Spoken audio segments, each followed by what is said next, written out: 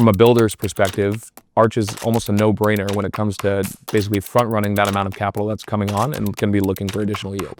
We are building a Perp DEX that we're really excited to build on Arch.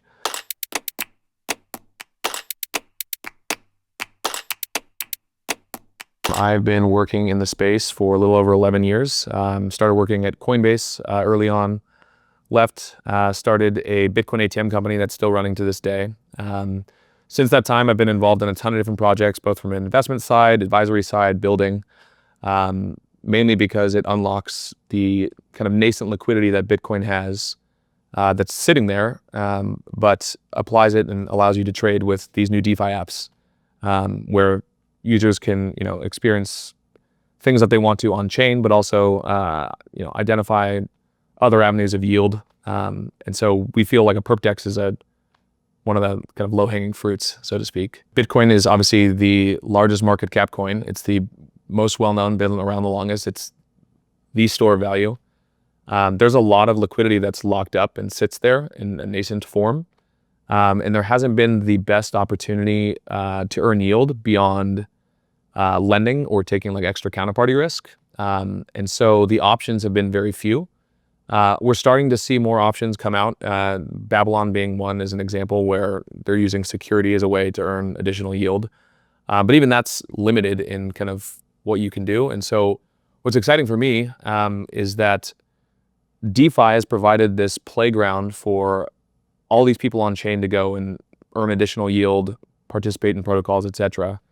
So bridging the two together gets us excited. We know there's a lot of liquidity on Bitcoin that can utilize that. And then secondly, I'd say the thing that's exciting, specifically what Arch is doing, is from a user perspective, being able to use a native Bitcoin wallet to actually execute the transaction. And so it feels from a user perspective like I'm not necessarily having to leave the Bitcoin blockchain, but I can leverage what Arch is building with the DeFi products and things like a Perp DEX, while staying, native to a chain that I maybe have used for the past 10 years. We were excited about what they're doing from just purely what they're building from a tech perspective. But I think what pushed us over the edge was talking with the guys, talking with Matt specifically, and understanding that they were setting themselves up, we thought in a really good way, in that they were creating a very good support system for builders. It's one thing to have a chain where it's like, hey, we're open for anyone to come build on. That's fine. And maybe you can provide some examples. But to see an ecosystem that was basically setting up I guess you'd call it support system or an ecosystem fund to make sure that these projects were successful, that was impressive to us, and also gave us the confidence to say, okay, look, if we're going to spend the time to build something like this, are we going to get the support that we need to make sure it's successful, from whether it's TVL, marketing, end users, etc. Like, to have the actual L1 be this involved was important to us. Building on top of Bitcoin has been somewhat untapped market, especially when it comes to DeFi. So if you're looking at it purely from a user end case, like the amount of users, there are things like Solana, for example, that have majority of retail, but Bitcoin by far and away has the largest holder count and has the most liquidity. And so if you're looking at it from that perspective, I think that arguably is a bigger opportunity than these other chains, because you're unlocking something that is the biggest pool out there. If you look historically at basically any DeFi product that's out there, a Perp DEX historically has survived market cycles the best, but also provided one of the more steady forms of revenue for either token holders or the companies that built them. And so we think it's one of the better products from a use case perspective, because no matter what cycle you're in, users want to trade with leverage. And so the Perp DEX that we're building is exactly that. We're going to allow users that are on the Arch network or using Bitcoin to trade up to 100x leverage on a whole basket of assets. Beyond that, on the other side of things, we also look to generate as much yield as possible for our token holders. Yeah, I think with any ecosystem, like an L1 as an example, like Arch, you want to have as much interoperability as possible between dApps. A great example from a Perp DEX perspective is assume that you were creating a pool like GMX, like GLP, where it's a basket of index and you hold a share of those assets. You can do a lot with that token beyond just holding it for the yield. For example, other lending protocols, right? If we were to integrate with a lending protocol in Arch, that creates a flywheel for more TBL to grow and more usage and more yield.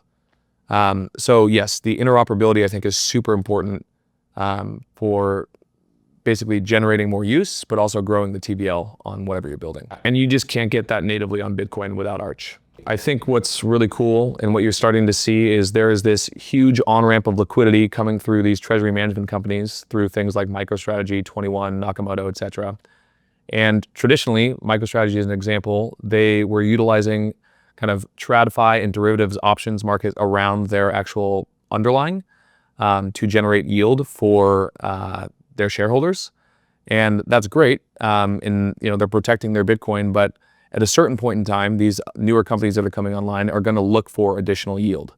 And currently, there is no way to do that other than potentially lending, which is a risky thing to do with a third party involved. So something like Arch unlocks that quite directly in that you now have these additional DeFi yields on top of the underlying asset that you're holding as a treasury.